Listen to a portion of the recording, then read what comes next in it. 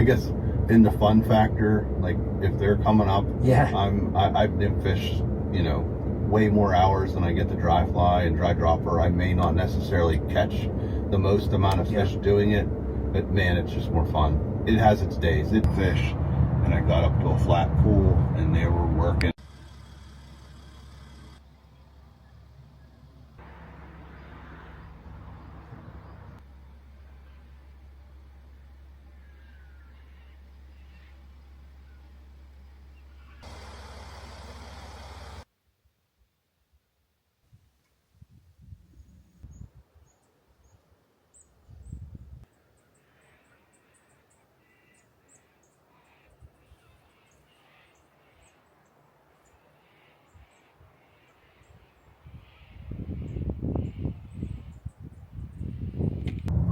Relationship to being on a boat, because you got to kind of, not that you're balancing the...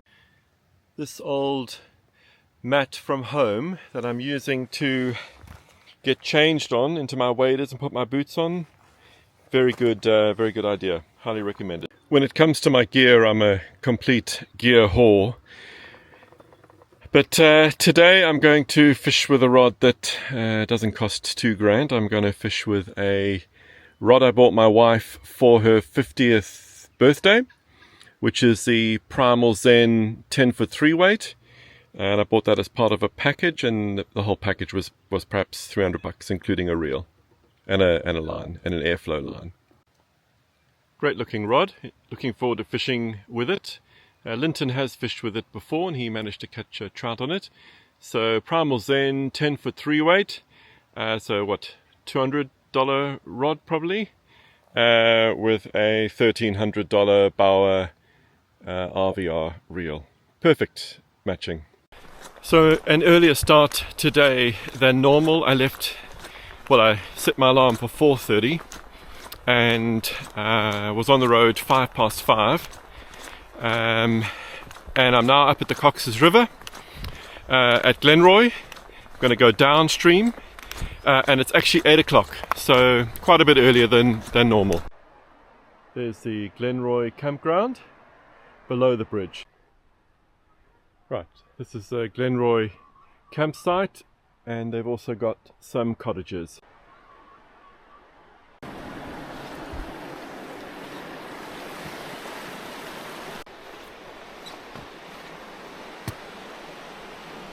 You've got to get going early to be the first one on the river. See, this guy's already here. Yeah, I wonder if he went up or down. Plan today, it's a bit different to normal. I'm actually going to walk downriver below this Glenroy Bridge. I'm going to try and walk down for, say, half an hour or 45 minutes and then fish back up. And I was thinking of going and fishing up the Let River a little bit, back towards where I parked my car. So we'll see how that goes. Hi, I'm Robert. I'm Tom. Lord Gators. Hey Tom, nice to meet you. Nice to meet so you I see you've got the new Hardy Marksman. Yep, the Marksman, the 8-foot 4-weight. 8-foot 4-weight. Lovely little nymph rod. It's good for dry fishing too. Fantastic. And the Hardy reel. Hey, that's super lightweight reel. Yeah, the Ultra Disc cassette. And with the cassette. Yeah, so it's got 3 spare cassettes. Change the lines over. Yeah. Now, am I right in saying, is that separated there a little bit from... There's a slight gap. Slight gap, yeah. Slight gap. I've heard Howard Croston talk about that. Yeah. So the guy who's making these rods, he's the best in the business, hey? Howard Croston? He's been doing it for a while. Have you met him? What he's doing. Not personally, but I have on meetings and whatnot, yeah. Great. Yeah, he's a pretty cool guy, knows what he's doing. All right, well, you're welcome to come and fish with me if you want to. Otherwise... yeah, I'll keep going, try some different rivers, but I hope you do. Yeah, perfect. You got to, maybe the Let River or the fish? Yeah, I'll probably run up the Let. I fished the fish yesterday. How'd it go? Not great, but yeah, there's some fish in there, but I think it's same. It's been pretty hammered all weekend. Exactly. Yeah. Exactly. Good luck, tight lines. Nice, enjoy. See you later. Nice to meet you. It's just wonderful who you bump into onto the river. So that's Tom. He's like a brand manager for Hardy. Fantastic. I mean, you all know that's what my dad used to fish. Not that he ever bought himself any Hardy stuff himself. I bought him that stuff. My dad, he had no coin, so he always fished the cheapest kit that was around in South Africa at the time. So amazing. So he's fishing a little 4 weight, 8 foot 4 weight rod with a Dorsey strike indicator, and he said he found it a little bit tough, and he fished the Fish River yesterday. He said he also found it a bit tough. Perhaps the rivers have been a bit hammered over the Anzac weekend.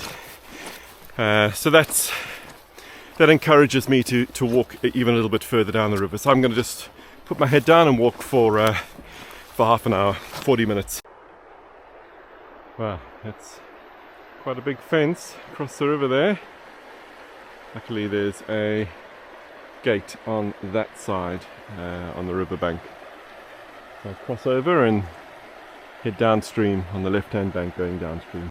Every now and again on the forums I read about people cutting fences, and I just gotta wonder if this isn't maybe an example of a farmer's fence that's been cut.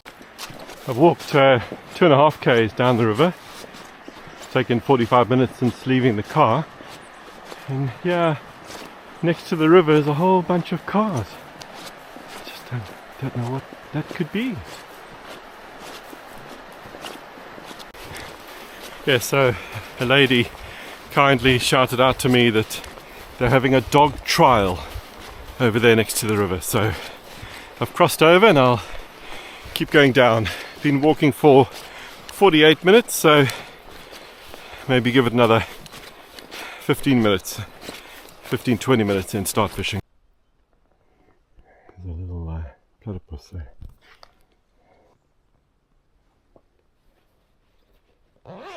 It's just over there on the surface. He just dived down again. Oh, there he is. Oh, I scared him. No, he's back on the surface. There he is. Just go.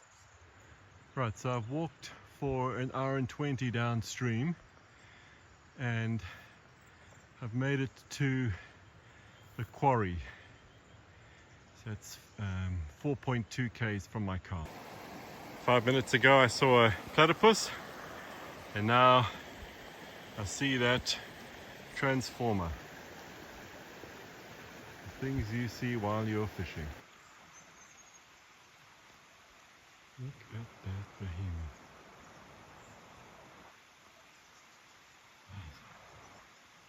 That's all the stone that's collected.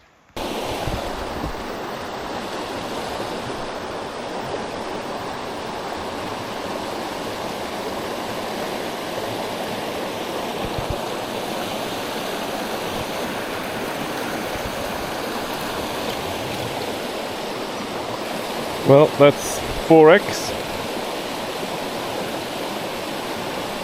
and Primal Zen.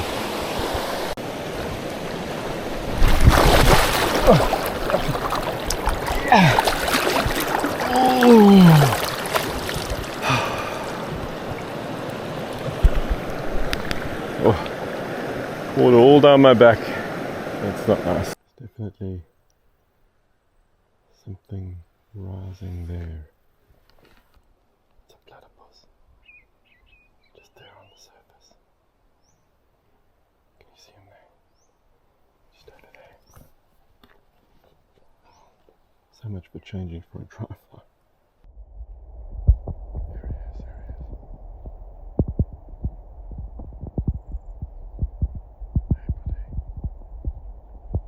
Hey buddy. Oh, there we go. You're so clever. There he is. Hey, buddy.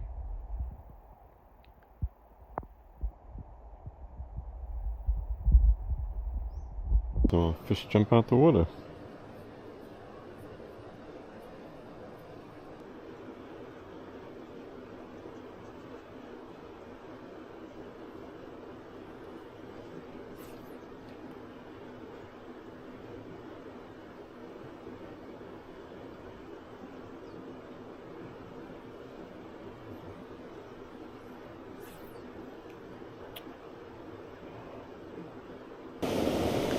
Quick wee bit temperature check.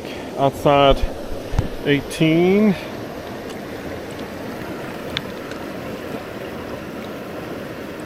And the water is 13. Well, 4 hours of fishing. I've just seen that one fish that I saw earlier. That's it. So I've seen one fish and 2 platypuses. Go figure. Anyways, cheering myself up with lunch. Ham sandwich, some biltong, frappuccino, and more biltong.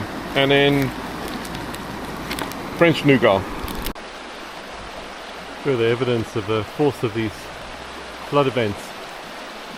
Wow.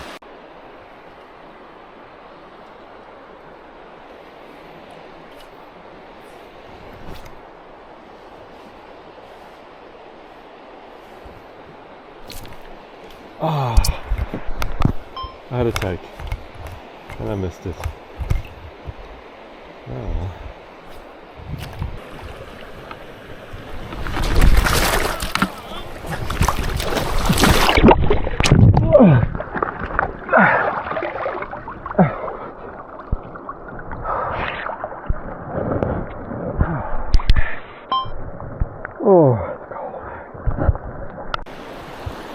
Well, I'm coming up on 8 hours of fishing since I left the car. Beautiful water, but I've just seen the one fish and had the one take. I do not know what I'm doing wrong. Oh, right. I think that's me. I think that's me. I'm getting old. Well, this is the face of a well and truly defeated man. Can't blame the rod. The Primal Zen 10-foot 3 weight rod was fantastic. Really enjoyed fishing it. Can't blame the rod. Been a while since I've been skunked, so yeah, it's a bit hard to take. 8 hours since I left the car, and I've walked 10 k's. So Coxs River, Glenroy Bridge, all the way down to the quarry, and then back up again. Lovely water. Just saw the one fish and had the one strike, the one take. Maybe that all the hot weather, maybe it's pushed them down into Warragamba Dam, who knows. Alrighty, over and out. Fished my post New Zealand setup today. So the Thunderhead backpack. I'm not using the Thunderhead vest anymore. Just found it was too busy up front.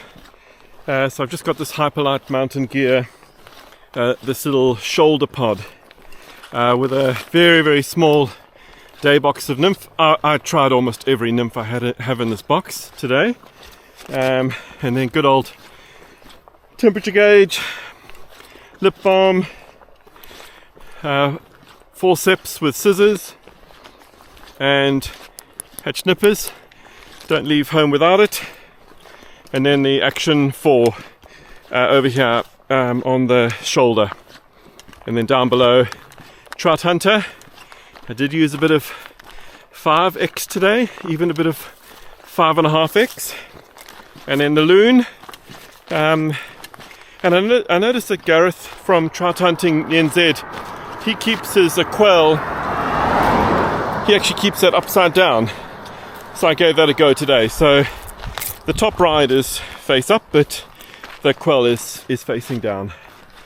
And then, yep, net, spare rod, and all my tut in my backpack. Back at the car. I'm always relieved to get back to the car. That was a hard day at the office.